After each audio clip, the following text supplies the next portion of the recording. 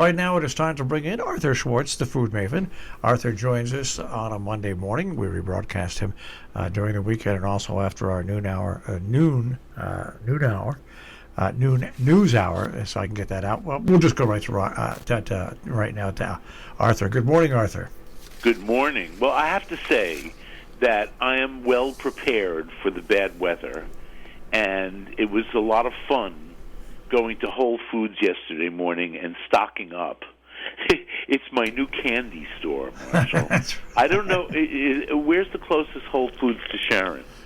There is no close Whole Foods. There is no close. Well, I would lobby to get one. I was totally anti Whole Foods until Amazon bought it, until Bezos bought it. What's his first name? Anyway. Yeah, Jeff Bezos. But I think the closest one is in Danbury, I think. Well, you know what? It's worth a trip because, well, I have one nearby, so I can say that. But because it's only 5 minutes away, I do have to get in the car. But in fact, I don't usually shop at Whole Foods. But when all the snow and ice started, and I needed to go shopping, I said, let's go to Whole Foods because they have a great parking lot. So they even have heaters over the parking spaces. So on a freezing day, they plow it. They must plow it twice a day even. I don't know. But I've been there several times lately, and the lot has no snow on it at all. But in any case, it's a great parking lot. So we go, and I am astounded at how cheap things are. I really, a lot of things were less than in my ordinary supermarket, and in particular produce. Not in particular, but the things that I buy: produce, meaning fruit and vegetables, fish, and meat. And then I barely go into the middle of the store, where the grocery items are, because they have all. The other day I bought Whole Foods brand mayonnaise, and I don't like it. So, I don't like it as well as I like Hellmann's. So, you can't get like your mainstream items like Hellmann's mayonnaise. But the other day, I discovered sable fish. Do you remember sable, Marshall? I do now. When I saw what we were going to talk about, because Jews remember sable. Yeah, I remember it from when I was younger. Yes, exactly. It was one of the smoked fish we got at the appetizing store, what we call the appetizing store.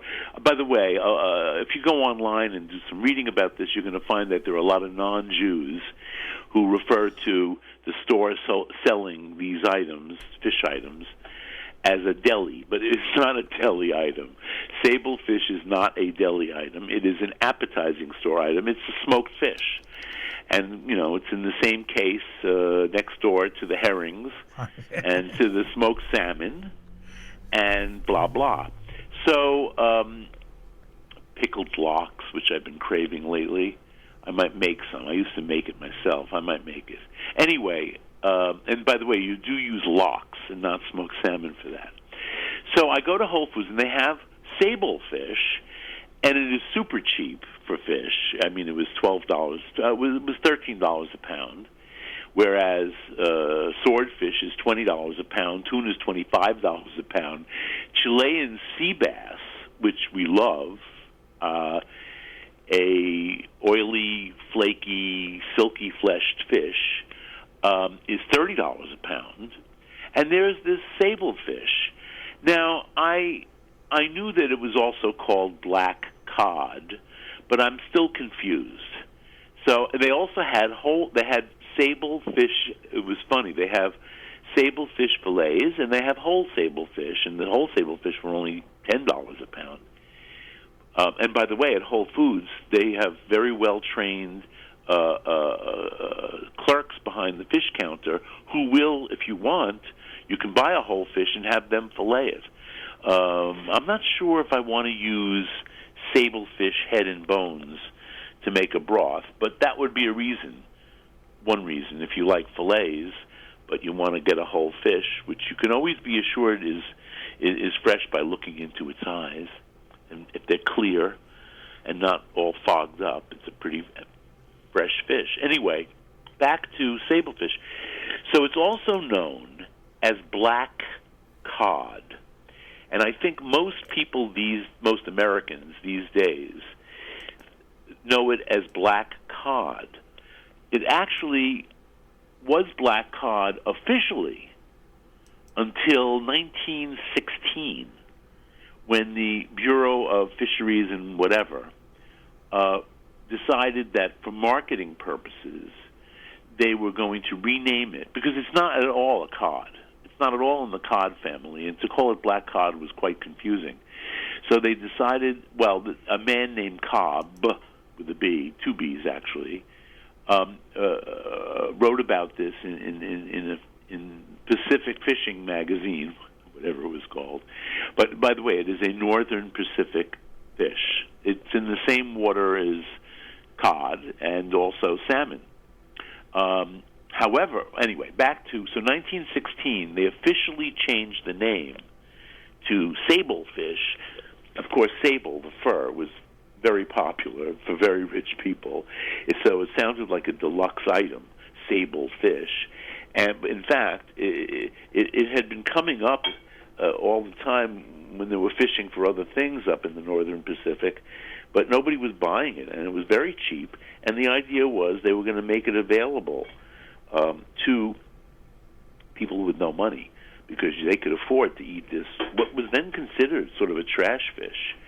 And I was surprised at how inexpensive it was, given the quality of fish it is, and also because growing up eating smoked sable from the appetizing store, that was very expensive. That was as expensive as smoked salmon, as Nova smoked salmon. So I always thought of it actually as a luxurious item. But anyway, the sablefish, what do you do with it? I don't know. The famous recipe is from Nobu, the Japanese restaurant, originally in California, but made most famous in Soho. It was at Tribeca, downtown Manhattan. And in fact, and there are Nobus all over the world now. In fact, I went on a cruise some years ago where one of the optional restaurants was a Nobu, and I had a laugh. A lot of people went to the Nobu sushi bar for their appetizer. Then they went to the dining room. In any case, Nobu Matsuhitsu, I think is his last name, didn't create the famous black cod dish that he serves. It's actually a traditional Japanese preparation, but he unquestionably popularized it. He may have even refined it a little bit. And you can go online and find Nobu's black cod. You make a marinade of mirin, which is a rice wine, to oversimplify, slightly sweet. If you don't want to buy a bottle of mirin, or you can't buy a bottle of mirin, although you can get anything online these days, you can substitute sherry. I would say sherry is probably the best substitute. It doesn't have to be a dry. In fact, I wouldn't use a fino sherry. I would use Amontillado, or one of the ever so slightly sweet sherries. But even dry sherry is good. It's mirin, sake. Now, I know nothing about sake, and I don't even know which one to recommend if you're making a marinade for fish. I would think a dry one. But, this has a sweet element to it. In fact, the next ingredient is sugar, which is why I'm not making this tomorrow, although I'm very curious. And what else is in there? And important, miso. And you put those ingredients all together, you bring it to a simmer, and then you let it cool, and then you marinate the fish for a couple of 3 days. And then you grill the fish. So I have no way to grill the fish except on a ridged pan, and I'm all concerned about the fish cooking. But if I had an outdoor facility, I would definitely try putting it on the grill. Anyway, so that's the famous Nobu recipe. So I bring home this sablefish. By the way, fillets that they were selling at Whole Foods weigh about 1.5 pounds, maybe a little more. It depends on. I always say, give me a small one. 1.5 pounds of fish is too much for the two of us. It's a very rich fish. If you remember from Sable, from the appetizing store, it really is an oily fish, but white. So Mr. Harned, who I cook for, does not eat salmon because it's too oily. Does not eat mackerel because it's too oily. However, he loved Sable, and I think it's the color. You don't realize how oily it is when the fish is as white as Sable is. By the way, the skin is dark gray or black, which is why it was called black cod. No relation at all to cod, though. So the flesh is very silky, has large flakes, and doesn't taste oily, but it tastes more buttery. And I think, the first time I made it, I just put it in the oven. Actually, I had roasted some peppers or red peppers earlier in the day, and so I lined my little individual dishes with a red pepper, and then I put the cod on top of that. And that first piece of cod that I cooked was less than 1 pound, but it was plenty for the two. It was like, 0.85. And I put it on top of the pepper, and then I dotted it with butter, and then I put it in a 400-degree oven for 20 minutes, which seemed to be the perfect timing. I guessed, but it was perfect. This is a very hard fish to overcook, by the way, because it is so oily. It has actually more omega-3, what they call long-chain omega-3 fatty acids, which is what you really want, than salmon, than even wild-caught salmon. By the way, apparently there is no such thing as black cod / sable fish farming. All of those fish are caught wild. Mostly they're coming from Alaska. This, of course, up there's also Canadian. And I understand, although I've never seen, that the Canadians market sable fish frozen, and it does appear in our supermarkets as a frozen fish. I've never seen it. And this is the first time I've actually noticed that sable in the fresh fish market. By the way, Whole Foods is the best fish market we have in my part of Brooklyn. So it's worth going there. For me, it's worth going there just for fish. Anyway, so that was delicious. I have salt, pepper.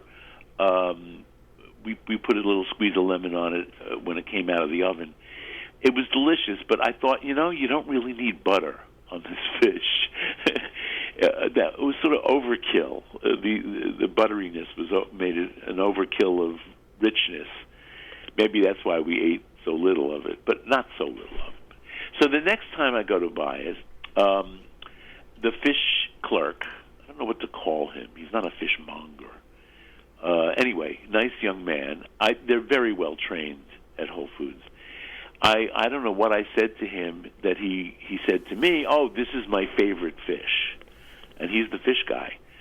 So I said, "Oh, do you ever make the Nobu recipe?" He says, I don't." He was very matter of fact. He says, "No, I don't." He said, every customer who buys this fish tells me about it, but I've yet to make it because this fish is so delicious just on its own, doing nothing to it, that's what I do, nothing. So I said, "Well, how do you do the nothing?" He said, "I just put a tiny bit of oil in a no-stick pan, and I cook it 4 minutes on the skin side, and then 2 or 3 minutes on the flesh side, and depending on the thickness of the piece, it's done in 2 or 3 minutes on the second side. And you need the first 4 minutes to get the skin crisp. Now, my first attempt at this, the skin baked in the oven for 20 minutes at 400 degrees, the skin melted. I mean, you didn't know there was skin there. And, of course, it was on top of a beautiful roasted pepper. So this time, however, the skin did get crisp and crunchy when you ate it. And he told me, now the fillet, of course, you could picture a fish, it is nearer the head. it's a very thick fillet, and closest to where the tail was, or is the thinnest and narrowest part of the fillet. And the young man who was serving me said, Bob was standing next to me. He said, the only thing wrong with it is it's got bones. And I said, Bob, they're only pin bones that you can easily pull out. And then I learned something from the fish guy. The tail end of the table fish has few to no pin bones. Only the thick end does. Now, when I got the fish home, I felt down the ridge of the fish, and sure enough, the pin bones closest to the thick end were substantial. And when I got about maybe half, two-thirds way down towards the tail, they stopped altogether. So Harnett, who usually gets every bone or whatever is you don't want to eat on something, he gets it. So he got no pin bones. I tried to pull out the pin bones before I cooked the fish, but it's not easy. You can't do it, really, without sort of mutilating the fish. So if you really are bothered by the bones, which, by the way, once the fish is cooked, they're easily pulled out. You don't have to pull them out of your mouth. You can, as you eat the fish, well, be aware that the pin bones only go down the central part of the fillet, and so everything pulls away. But really, they're very, very easy to pull out as you're eating the fish before you chomp into that particular bite. So that was perfect, by the way. But I thought, well, I don't know. This needs something, right? I can't let it go just naked on the plate. So I made a little dressing of just lemon juice, finely chopped parsley, and really not very much oil. I did not want to overwhelm this fish with either fat or the flavor of extra virgin olive oil. So I used, I have one oil, I don't even know what to call it, oil dispenser, that where I've mixed my extra virgin with canola for a lighter taste. I did this some time ago for making mayonnaise, because I don't like an overwhelming olive oil flavor in the mayonnaise. So I use half and half or some other oil. In any case, it really was good. So it took literally 7 minutes for the thick slices, 6 minutes for the tail and thinner slice, really quick dinner, easy cleanup, and I'm ready to make more sable fish. I actually may make this Nobu thing because it is the most famous recipe for this. By the way, on the Nobu menu, it is called black cod, not sable fish. And however, officially, government style, officially, it is called sable fish, and it is not supposed to be sold at retail under the name black cod, well, at least since 1916.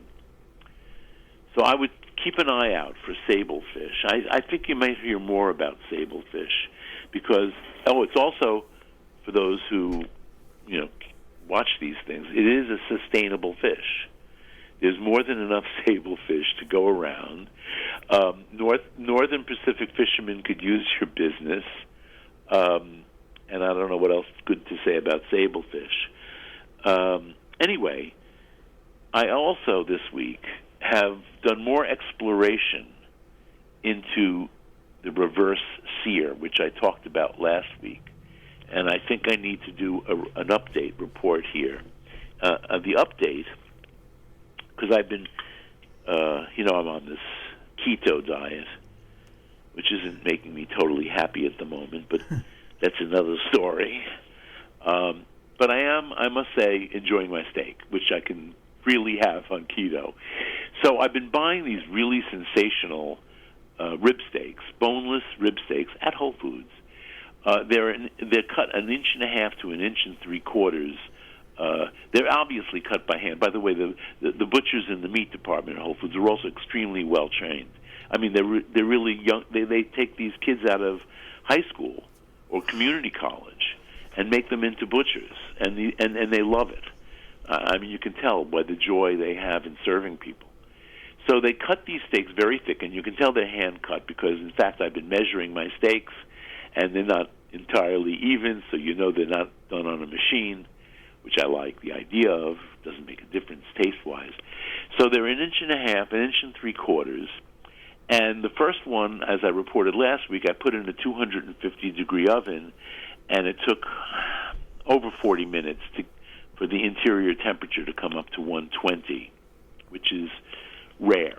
But then you're going to sear it, so that brings the temperature up again. This week, I tried one with 300 degrees, and I pulled it out. It was mostly, I poked in more than one place with my instant read thermometer. I now have a new one, and it works well, I believe. And I pulled it out at 120 after 30 minutes at 300 degrees. Now, I think that's actually too much for my taste. If you like medium rare or more on the medium side, great. If you like medium rare or more on the rare side, I would take it out of the oven when it's at 215, not 220. And then I heat up my cast iron pan until it is, pun intended, searingly hot. And the steak should, sizzle the instant it hits the pan. And it only took about 1.5 minutes on each side to get a good sear, a good browning.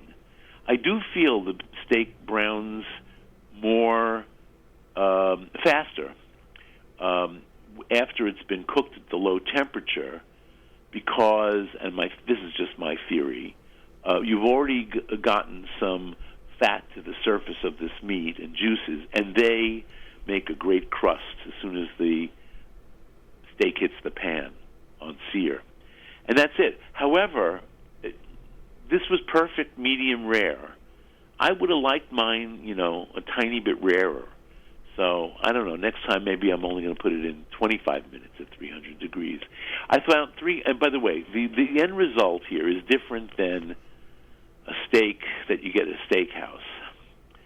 The meat is extremely juicy because when you cook meat at low heat, it doesn't tighten up and push the juices out, to oversimplify. And you do get a more relaxed, tender, I'm going to use the word tender, texture, as well as increased juiciness. It's just not the same texture as a steak cooked at 800 degrees in a steakhouse, which is what I'm craving. But it's very good.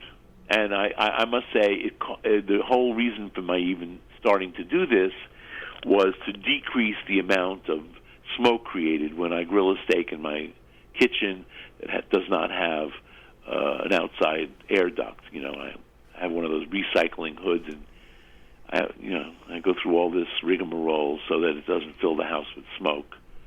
But this has reduced the amount of smoke created when I cook a steak. Now you take it right from, there's no resting, right? You take it right from when it's cooked. Well, right? if you let it, I like to let it rest before I cut it up. No, what I mean before you sear it. Yeah, it ends up, it gets no, you don't need to have it rested. Okay. In fact, you probably should not have it rested. Because what happens, the interior temperature does go up as the steak sits. So, no, you don't have to rest. You can do it instantly. You can have the pan all ready for it as soon as it comes out of the oven. And it's probably the best. I think mine sat there for 30 seconds or so, maybe a minute, because I wasn't happy with the heat on my pan. So, yeah, it did sit. But, listen, you can't go wrong with this, because even if it is a little more cooked than you want, as was with mine, it was perfect for Bob Harnett. But for me, it was a little more than I wanted. It's still incredibly juicy and tender. So more juicy, I have to say, than a pan. These steaks, these very thick steaks, I would normally do on top of the stove 2 or 3 minutes, more like 3 minutes per side in that pan, hot pan. And then I would put the pan in a 500-degree oven for about another 5 minutes. I didn't make myself hungry with that, steak report. Sounds good. I've got a wireless Bluetooth meat thermometer that is unbelievably great.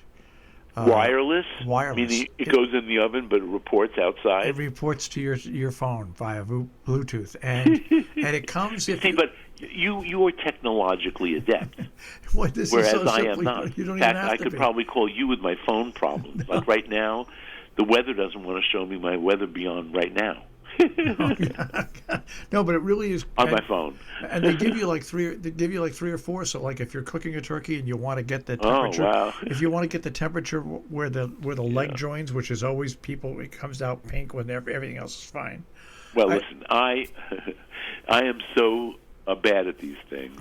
I bought this OXO instant read thermometer this week, and I can't figure out how to use it, even though there are clear instructions on the back. It took me several hours to realize that they had a plastic shield over the readout, the digital readout. And so that's why it always said 145 degrees, no matter what I did. Until finally some light came on, and I said, oh, well, wait, now it's got a real temperature, but it's underneath 145 degrees. What's this about? And then I realized it was a piece of plastic. 145 degrees. So that's how bad I am. All right. Well, I'll tell you, it's called a meter, and it's MEATER, and it's the best thermometer I've had yet to. All right. Well, I'll keep an eye out. My next technological difficulty is figuring out how to have my cable box hidden behind a door and still be able to work it. I'm told there's some kind of antenna gizmo I can attach to the cable box. But the chore here is getting Verizon on the phone. Now, where do you put your cable box? Is it on like a Well, bookshelf? right now it's on an open shelf underneath the TV. But in my kitchen, I'm not just talking about my kitchen TV. The other ones have no issues. But here I want to put a door on this cabinet with open shelves. You know what? I love open shelves and looking at my stuff, but I don't like cleaning the shelves. And if you're in a kitchen that's used all the time, the shelves get really dirty. So I'm closing that cabinet, and that's the cabinet that has the cable box. But all the wires from the cable box come up through the back of the countertop. There's a nice hole there. So I have no problem putting something on the back of the cable box to receive my signal. And I'm told there is something. You know what that is? No, but you shouldn't. You should be able to close it off. No, you can't. I've already masked it.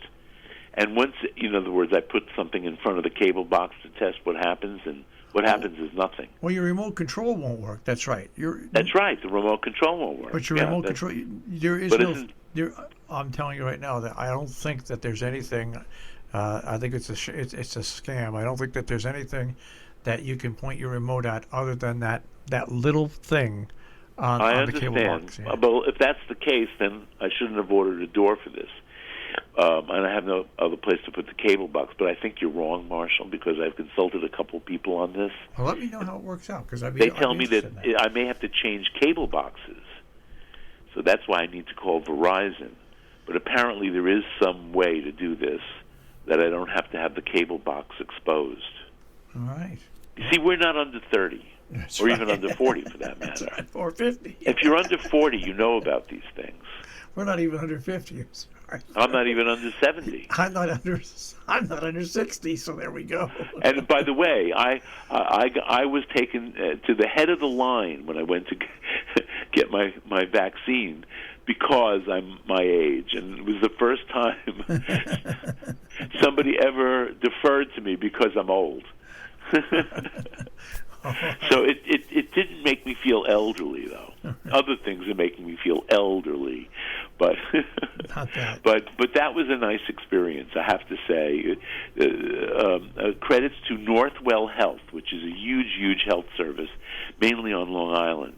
And this place is in Bushwick and Brooklyn. I don't know how they got it, but it was extraordinarily well run. I wish everything was as well run as this vaccination center.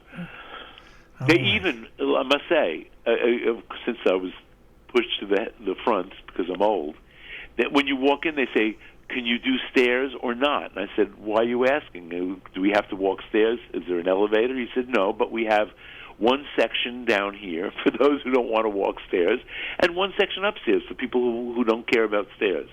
Huh. Right. Wasn't that nice? Yeah, it is nice. That's a nice option. Yeah. All right, Arthur. All right. Take care, everybody. Enjoy your sablefish. Keep an eye out for sablefish. All right. We'll speak to you next week. Arthur Schwartz, the food maven here on Robin Hood Radio, robinhoodradio.com on the web, and of course, streaming live at TuneIn. Underwriting support for Arthur Schwartz, the food maven, John Andrews Restaurant on the Hillsdale Road in South Egremont, 413-528-3467, on the web, jarestaurant.com. Rubiners Cheesemongers and Grocers on Main Street in Great Barrington, 413-528-0488, rubiners.com. Hillsdale Home Chef, more information, 518-325-7000, hgshomechef.com.